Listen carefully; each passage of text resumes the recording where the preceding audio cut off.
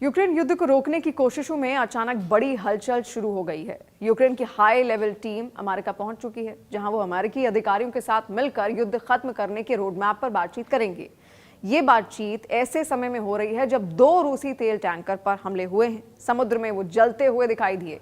यूक्रेनी राष्ट्रपति जेलेंस्की ने बताया कि इस टीम का नेतृत्व उनके राष्ट्रीय सुरक्षा प्रमुख रुस्तम उमेरोव कर रहे हैं और उनका मकसद है जितना जल्दी हो सके शांति प्रक्रिया के अगले ठोस कदम उठाए जाएं, वो तय किए जाएं। अमेरिका में यूक्रेनी प्रतिनिधिमंडल का स्वागत करने के लिए विदेश मंत्री मार्को रूबियो, राष्ट्रपति डोनाल्ड ट्रंप के विशेष दूत स्टीव विटकॉफ और ट्रंप के दामाद जेयर्ड कुशनर मौजूद रहेंगे।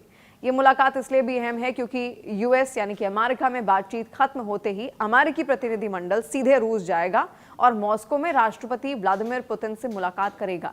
यानी पहली बार ऐसा अब लग रहा है कि अमेरिका दोनों पक्षों के बीच एक सीधी मध्यस्थता की कोशिश कर रहा है। ये दौड़ भाग इसलिए भी बड़ी है क्योंकि पिछले हफ्ते ट्रंप ने 28 बिंदु वाला एक शांति प्रस्ताव जारी किया था, जिसे ज्यादातर विशेषज्ञों ने रूस को फायदा पहुंचाने वाला बताया। इस प्रस्ताव में रूस को कई इलाकों पर नियंत्रण देने और यूक्रेन की सेना का आकार सीमित करने जैसे मसौदे शामिल थे। इस पर आलोचना बढ़ने के बाद ट्रंप ने कहा कि उन्होंने अपने प्लान को फाइन ट्यून कर दिया है। जेलेंस्की ने भी इसे हल्के में नहीं लिया और तुरंत अमेरिकी टीम से बातचीत शुरू कर दी। यूक्रेन का यह प्रयास उस वक्त हो रहा है जब उनका पुराना मुख्य वार्ताकार और राष्ट्रपति जेलेंस्की के सबसे भरोसेमंद चेहरों में से एक एंड्री यरमाक अचानक भ्रष्टाचार के आरोपों के बीच घिर कर छापे के बाद इस्तीफा देकर बातचीत से बाहर हो गए हैं। इससे यूक्रेन की वार्ता टीम में बदलाव भी करना पड़ा। इधर जमीनी मोर्चे पर भी स्थिति बेहद तनावपूर्ण है। काला सागर में यूक्रेन ने रूस के 2 बड़े तेल टैंकरों काइरोस और विराट पर समुद्री ड्रोन से हमला कर दिया। फुटेज में ये सी बेबी ड्रोन टैंकरों से टकराते हुए दिखे। दोनों जहाजों को भारी नुकसान हुआ है और उन्हें सर्विस से बाहर कर दिया गया। ये वही टैंकर हैं जिन्हें रूस प्रतिबंधों से बचकर कच्चा तेल विदेश भेजने के लिए इस्तेमाल करता है।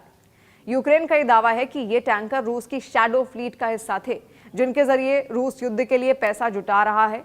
और तुर्की ने भी अब पुष्टि की है कि काइरोस में बड़ा धमाका हुआ और उस पर आग लग गई, जबकि विराट को तट से 35 नॉटिकल मील दूर निशाना बनाया गया। रूस ने इन हमलों का जवाब रात भर की भारी बमबारी से दिया।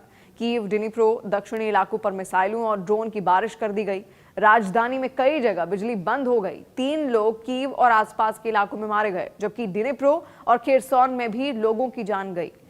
29 नागरिक इसमें जख्मी हुए हैं, जिनमें कई पर गिरते मलबे ने चोट पहुंचाई है। जेलेंस्की प्रशासन ने कहा कि रूस हर सर्दी की तरह इस साल भी ठंड को हथियार की तरह इस्तेमाल कर रहा है। हीटिंग और बिजली को निशाना बनाकर आम लोगों का मनोबल तोड़ने की कोशिश की जा रही है।